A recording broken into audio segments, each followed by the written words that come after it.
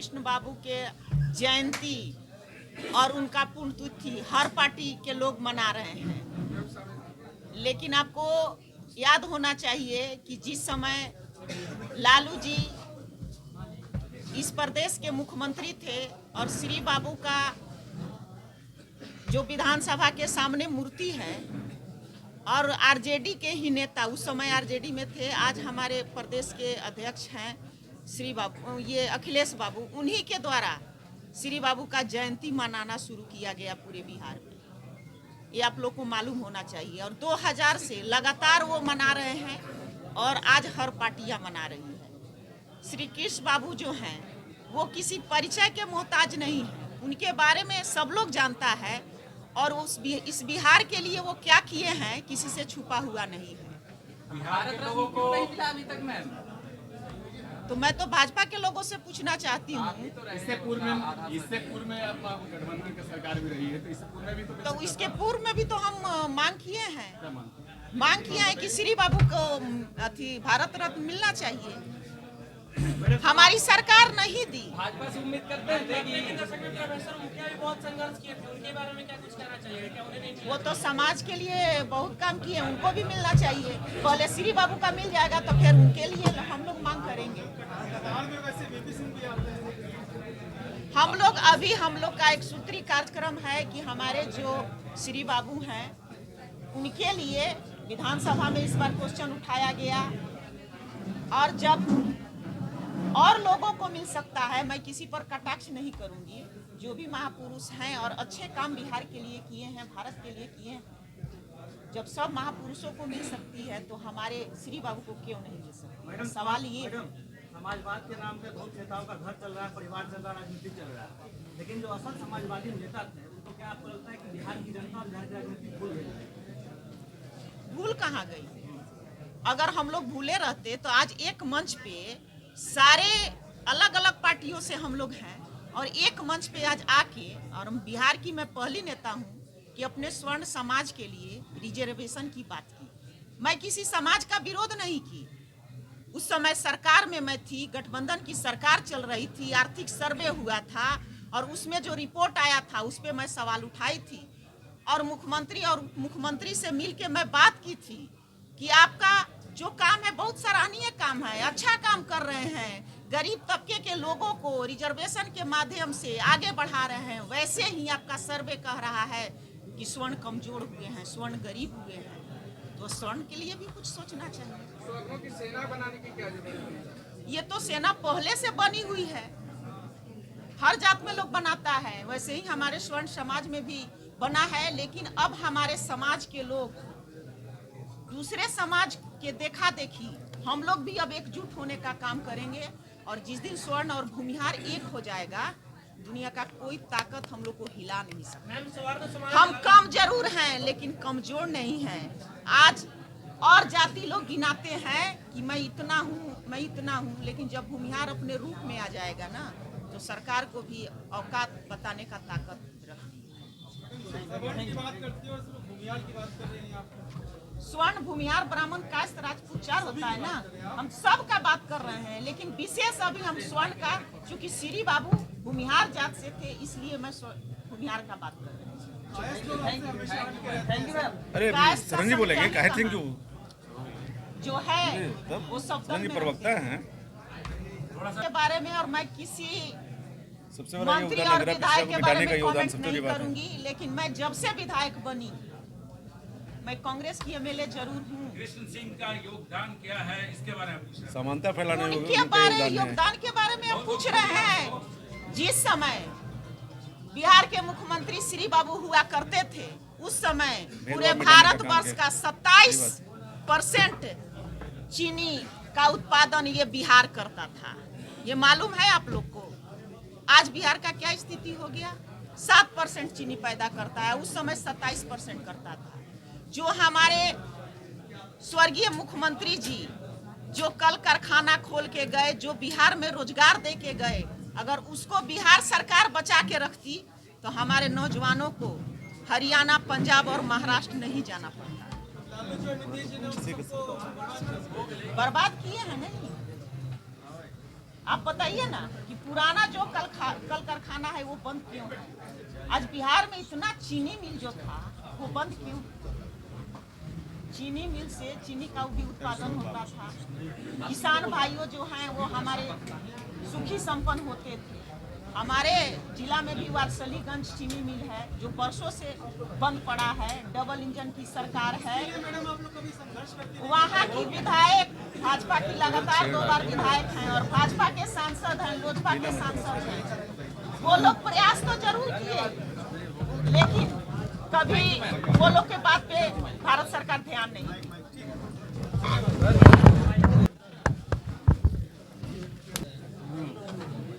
क्यों इतना देर लग रहा है सर श्री कृष्ण सिंह जी को भारत रत्न मिलने में? कहीं न कहीं हमको लगता है कि हम जो श्री बाबू की पीढ़ी के लोग हैं और जो बिहार की जनता है उसमें इस बात का अभाव है और हम लोग इस अभाव को अब नहीं रहने देंगे। ये ज़माने से ये बात चल रही है और कई लोगों ने अपने तरीके से उठाया है, लेकिन हम धन्यवाद देंगे इस मंच को कि जिसने आज संकल्प सभा का आयोजन किया है और दलीय भावना से ऊपर उठ करके लोगों को बुलाया है। हम लोग भी दलीय भावना से ऊपर उठ करके, चूँकि श्री बाबू का जो पूरा जीवन रहा है वो दल के मुख्यमंत्री के तौर पे या नेता के तौर पर, उसके पहले वो स्वतंत्रता संग्राम के बड़े सेनानी थे और मुख्यमंत्री के पहले वो देश को आज़ाद कराने में जो उनकी भूमिका थी, हम तो उसकी भी चर्चा करना चाहेंगे। आधुनिक बिहार के पूरे निर्माण का अगर सबसे बड़ा विश्वकर्मा कोई था तो वो श्री बाबू थे। और सामाजिक क्रांति की भी, आज जितनी भी सामाजिक क्रांतियाँ देश में हुई होंगी, लेकिन उन सब के ऊपर जब कभी कोई चर्चा कहीं नहीं थी, उस समय सामाजिक क्रांति के भी द्योतक थे श्री बाबू। श्री बाबू जाति की राजनीति नहीं करते थे, ये उनका जो वसीयतनामा था उसमें भी पूरा आप देख सकते हैं। श्री बाबू का जो पूरा कार्यकलाप था, चाहे देवघर में दलितों को प्रवेश दिलाने का हो या फिर जो बिहार के लिए उनका सपना था और जो उनका विजन था, आज भी बिहार, कह लीजिए कि बिहार और झारखंड का जो भी विस्तार है, जो भी विकास है, वो श्री बाबू की देन थी। ठीक है, कतिपय कारणों से मैं न कांग्रेस को दोष दूंगा न मैं वर्तमान सरकार को दोष दूंगा, चूँकि महापुरुषों की इतनी लंबी कतार है। तो कई लोग और भी लोगों के बारे में सवाल उठा रहे थे, मैं तो कहता हूं कि दर्जनों लोग नहीं, कई उसमें दर्जन हैं जिनको कि एक सूची बना करके भारत रत्न दिया जाना चाहिए और जिनको मिला उनके प्रति भी सम्मान है।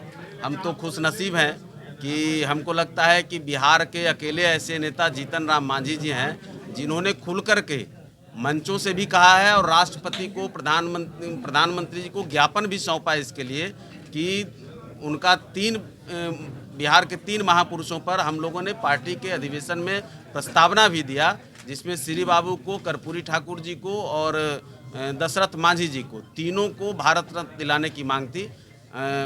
कर्पूरी ठाकुर जी को मिल गया, इसके लिए हम प्रधानमंत्री जी का धन्यवाद भी करते हैं। बाकी हम अपने दल के नेता के द्वारा जो दोनों लोगों के प्रति उनका श्रद्धा है, हम उसकी भी मांग करते हैं और मैं पूरे मंच से इस बात को, सब लोगों की सहमति भी चाहूँगा कि हम लोग इसको न केवल सभा तक, इसको हम लोग जनता के बीच में भी जाएं और इस बात को आवाज़, इसमें कोई दोषारोपण करके या किसी को आरोपित करके, हम केवल राजनीति की भाषा बोल करके हम श्री बाबू को श्रद्धांजलि नहीं दे सकते। हम करिएगा, आंदोलन और विचार दोनों हो सकता है। आंदोलन करना, आप लोगों के बीच में जाना केवल आंदोलन नहीं होता है। आप पत्रकार हैं तो पत्रकार की भाषा भी उस रूप में हो कि आंदोलन के माध्यम से ही हर चीज़ हो, मुझे ऐसा नहीं लगता। लोगों के बीच में प्रयास और विचार से भी होता है, विचार और प्रयास से भी होता है। इस विचार को जगाने की ज़रूरत है। निगेटिविटी को छोड़कर अगर आप सकारात्मक दिशा में चलेंगे तो सकारात्मक कार्यक्रम से भी चीज़ें सामने आती हैं और मुझे लगता है कि ज़्यादा आती हैं। हम किसी पर उंगली उठाकर या किसी को आरोपित करके अगर जिस चीज़ को हासिल करना चाहें, वो रास्ता हमको थोड़ा मुश्किल लगता है। किसी के साथ जा करके और लोगों को जगा करके उस चीज़ को हम ज़्यादा पा सकते हैं। ये मेरा अपना विचार है। Thank you sir. यदि दोषारोपण करने की बात होती है तो मैं अपने आप को दोषी मानता हूँ। अपने आप को इसलिए दोषी मानता हूँ कि सही मायने में जो मार्केटिंग मेरे समाज की, चाहे उसमें हम भी हैं, बाद में ही सही आए नेतृत्व करने के लिए, बहुत लोग पहले भी नेतृत्व किए। श्री बाबू का जो मार्केटिंग करना चाहिए था वो मार्केटिंग हम नहीं कर पाए। जैसे सामाजिक न्याय के नाम पर देख रहे होंगे 32-33 साल से लगातार लोग राज कर रहे हैं, लेकिन असली सामाजिक न्याय के पुरोधा श्री बाबू थे, उनकी कहीं चर्चा नहीं होती है। जैसे गांव में कभी कभी जाते हैं तो कम्युनिज्म थी, आपको याद होगा, तो गांव में जाता था, बैठक करता था और कहता था उसमें से कि मकान किसने बनाया, तो नीचे से बोलता था कि मकान मैंने बनाया। उसमें रेजा का काम किसने किया, तो मैंने किया। उसमें प्लास्टर का काम किसने किया, तो मैंने किया। तो मकान तुम बनाए, रेजा के काम तुम किया, मिस्त्री का काम तुम किया, रह रहा है कौन, बड़े लोग रह रहे हैं। उसने ये नहीं बताया कि तुमने काम किया तो उसके एवज में तुमको मालिक ने मजदूरी भी दिया था, तब तुमने काम किया था। उसी तरह से हमारे पूर्वजों ने, जो बाद के पीढ़ी में श्री बाबू के बाद, चाहे तो अनुग्रह बाबू की बात कहिए, एन.के. सिन्हा के बात कहिए, जो भी सामाजिक न्याय के नेता बने, चाहे तो हमारे समाज से आए चाहे दूसरे समाज से आए, तो उन्होंने कभी श्री बाबू का जो मार्केटिंग होना चाहिए था, जो उनका विचार था, जो प्रचार प्रसार होना चाहिए था, नहीं हुआ। और बिहार का दुर्भाग्य है, हम तो यही मानते हैं, किसी पार्टी का दुर्भाग्य नहीं है, बिहार का दुर्भाग्य है कि यदि राजेंद्र बाबू के बाद किसी को भारत रत्न पहले मिलना चाहिए था तो श्री बाबू को मिलना चाहिए था। तो होता है, देखिए कभी कभी क्या है ना कि समाज इतनी जात पात के नाम पर बंट गई है ना कि आज हम चाह के भी उसको एकत्र कर नहीं पा रहे हैं। तो जब तक समाज बटा हुआ रहेगा जात के नाम पर, तो स्वाभाविक बात है राजनीति भी जात के नाम पर होगी, और जब जात के नाम पर होगा तो विकास भी जात के नाम पर भी होता है और काम भी उसी आधार पर होता है। हम इसमें किसी को दोष नहीं देते हैं। अरे राज तो सब किया है ना, अरे भारतीय जनता पार्टी आज राज में है, पहले और लोग भी राज में रहे हैं, बहुत से प्रधानमंत्री बने, विभिन्न दल के बने, सबको मौका था, दे सकते थे, कोई नहीं दिया है। तो इस समाज के यदि युवा पीढ़ी को लगता है कि मेरे प्रोधा, मेरे नेता श्री बाबू थे, उनको भारत रत्न मिलना चाहिए, तो उस पर काम करने में कोई हर्ज की बात नहीं है, हमको मांगने में कोई शिकायत भी नहीं है। देना न देना तो सरकार की काम है, अपनी आवाज़ तो हम बुलंद करें, इससे पीछे क्यों हटें।